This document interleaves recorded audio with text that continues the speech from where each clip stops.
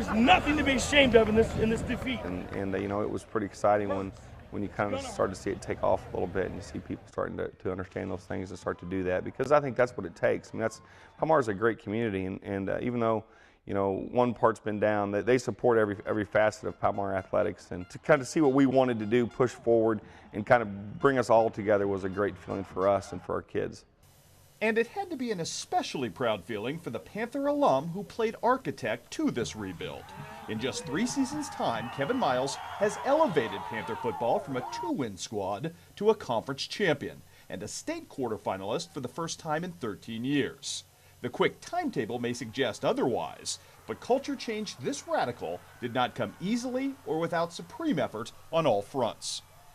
No, it really wasn't, and I have the utmost respect for Jason Keyholtz that was here before me, and you know, he did a great job. It just, you know, it was one of those times where we just didn't have, you know, I guess the right mix of kids to get it done. So we came in and we just kind of went off with the, you know, some of the philosophies he had, and just continued to build and push towards what our goal was.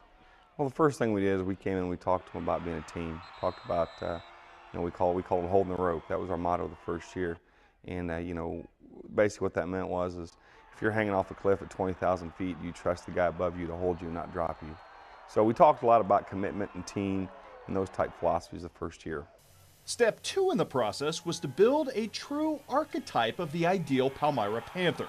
So when the talent pool did improve, the kids would already know how to handle themselves when they strapped up that black and orange helmet for the first time. A kid that's got solid moral values, but will work his tail off in the weight room.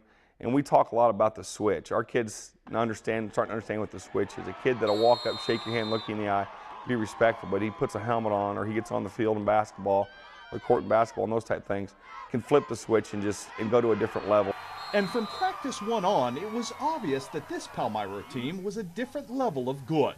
But perhaps the biggest credit to Coach Miles and his stellar young staff was just the way this group handled unprecedented success. Well, the fact that the kids understood that, you know, act like we've done it before. I mean, they never took anything for granted. You know, we were excited about, you know, the win week 1, the win week 2 against Centralia, but you never saw the glitter and the glimmer in their eyes. You never saw them overlook anybody. You never saw them kind of think, okay, we've arrived. They just kept saying, you know, we have more things to do, more things to accomplish, and to keep pushing forward. And they did, and that to me was the most amazing thing, because they didn't believe the hype. You know, you saw it on our board in there, and they didn't believe the hype. They just kept getting hungrier and hungrier every week.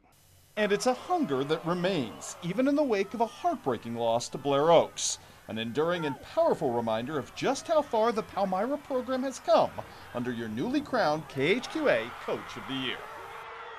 Their philosophy, our philosophy is every year we got to go at least one step further than the team before us. So they have their work in front of them. They have to put the time in. But, you know, just seeing the kids and knowing that they're ready to stay after school and put those late hours in and go to camps and do the things that we do it's a great feeling. And again, it started pretty much probably on Monday, the day after that loss.